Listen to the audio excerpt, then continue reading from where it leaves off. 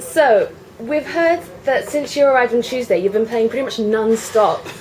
There's some crazy stuff going on. How's your reception been in the UK so far? Have you seen people who've come to like one show and then come back for more? Or? Yes, we actually have. It was kind of great because the first time we played here, we have this group of fans and friends in the States called Troublemakers. And right after our first show, there were people that came up to us and they were trying to find out where we're going to be all week. We've seen a couple faces over time, and every time we finished the show, luckily people want our card, they want to get onto our site, they want to belong, which is great to us. Okay. Now we've heard this rumor that you guys may be relocating to London. I don't know how much truth there is in that. Is this true or not? Wouldn't you miss the sunshine back home? Well, we definitely been talking about coming here and staying for a bit, so looks like we might be here around May. Cool. Yeah. If we have it our way, that will be the case, yes. Yeah, for sure. What about festival season? What is festival season? Mainly around June and July time. Yeah, again, it seems to make more sense to be here. I think it's just to be located out of here. Okay. So your career has pretty much skyrocketed in such a short amount of time. What do you think was the reason for this?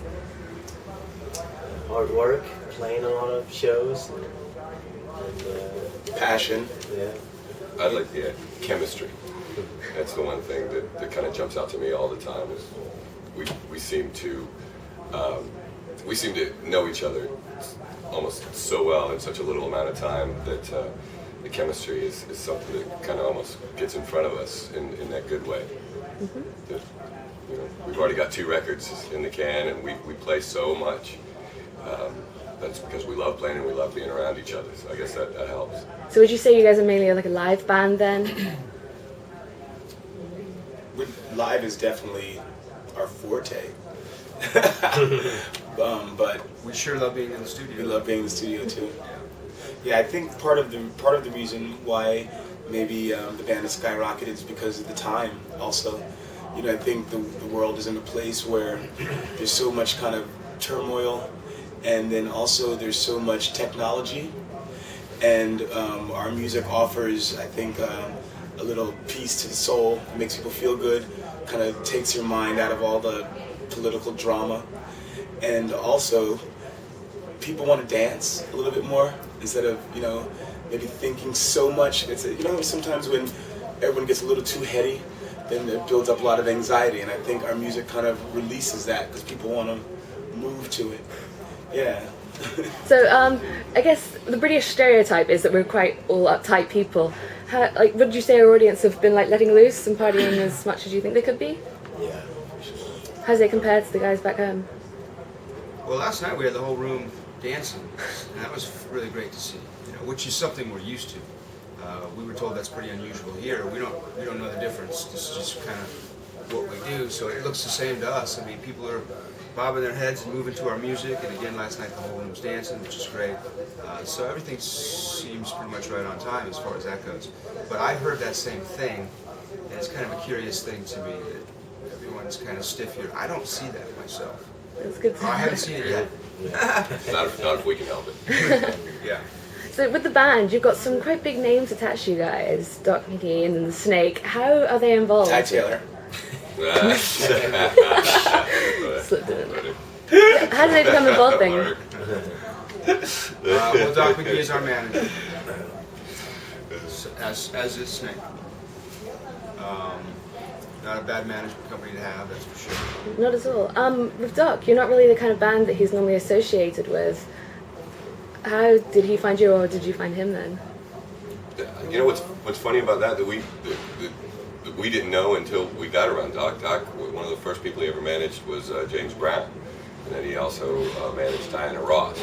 So he actually we found out later, he's got a real roots, if you will. He's got his start in soul music, so it actually made even more sense to us once we discovered that. And also, Doc said to us the first time he met us, basically, that the way he looks at a band is he actually looks at the audience more so than the band, and he likes to see how the crowd is reacting to a band, and that's how he makes a lot of his decisions. So, you know, again, back on the troublemaker note, you know, we have people back in the States that we call troublemakers, and they come out to almost every show. And it's, you know, it's not like band and audience and band performing and audience watches. It really, everyone participates, and it's really a synergy of the whole room, and it really becomes a family. So, you know, you come out and you experience a vintage trouble show, you know, more so than watch. And I think that that's something that Doc would include into right away. Okay, that's cool. How was the band formed then? How did you guys all meet up?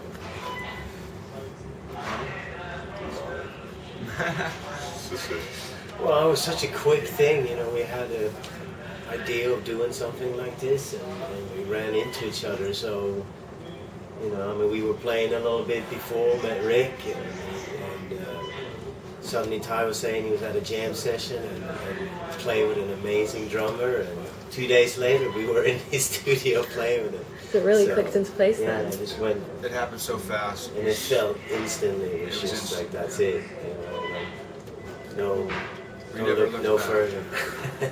Yeah, I mean, although we're a new band, like we haven't been together even a year yet, but we've known each other for 5 years now. So it was just the opportunity happened. As soon as it was able to be a reality, we made it happen. It almost sounds like one of those like movie things, like the meet cute, I think, is the definition they use, where everything just clicks into place in a magical way. Mm-hmm. What do you guys call your meet? It's movie lingo. I think they call it meet cute, when like a cute scenario happens where two people would meet, like, I don't know, someone would spill something over someone in a coffee house. Right. Or that montage that happens all that. The music comes on, you're like, now we met, now we're getting along, then we got a Grammy. All in like 2.5 minute song, you know what I mean? The success meet cute. In the montage. Yeah.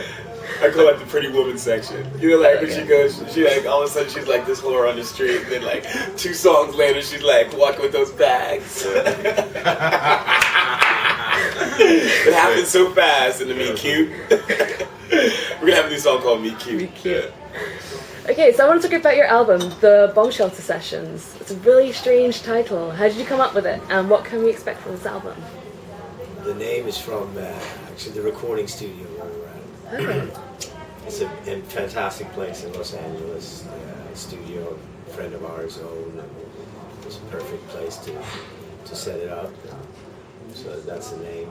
The irony of it too, which when we were talking about it, it was like it's just perfect because like Nolly said, the studio's called the Bombshell Sessions, but we really kind of feel and aim for that sort of 1955, 1965 time frame, and if you're going to hole up and just kind of sequester yourself from the world, you know, we call it, we just go to the bomb shelter and go do it, and you know, they actually had them in the 50s and 60s, the bomb shelter, so it's kind of a cool irony there, and we were like, it's great, it's just got that sort of, you just put yourself in the bomb shelter and go to work.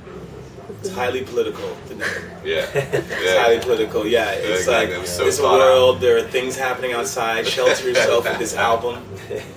And Get it. Yeah, it's gonna be like shelter for you from the storm, from the bomb, so to speak, bomb shelter. Very Well metaphor. played. Well played.